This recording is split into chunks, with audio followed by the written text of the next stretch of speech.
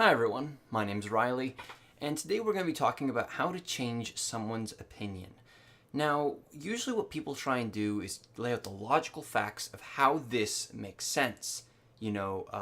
My political view, this is orange because these two colors together make orange. Logical, it makes sense, but even if it makes sense, it doesn't mean it's going to change somebody's opinion. Even if you convince them that's 100% right, it doesn't mean it'll change their opinion. This is because people have an ego. So, the way of getting around something like that is to convince them by letting them convince themselves. This basically means what you need to do is you need to ask questions that lead to them coming to the same answer.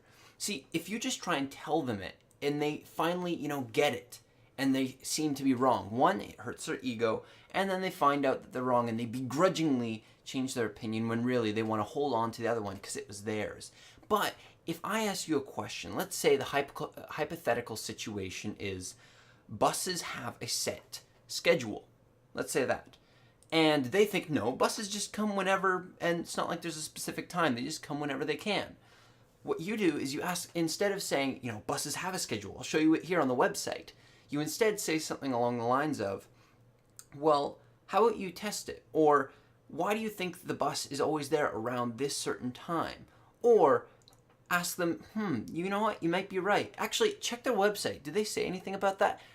These are poor questions, I know. I could have thought of something better, but what I mean is, if you ask them questions and they themselves think about it and it leads to that, they want to keep that. They might find the exact same opinion as you, except they didn't think it came from you. Instead, you ask questions that led to there, and then you guys have the same opinion, and you never had to force it on them. It makes them keep their ego. It lets them to actually hold the opinion at heart.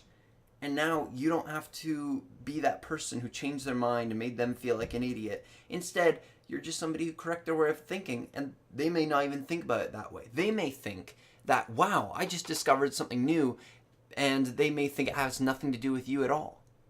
It's the way of doing it, and it usually is the best way to do it, especially with stubborn people. Stubborn people is especially it. There are some very select people out there who a logical explanation might change the mind of.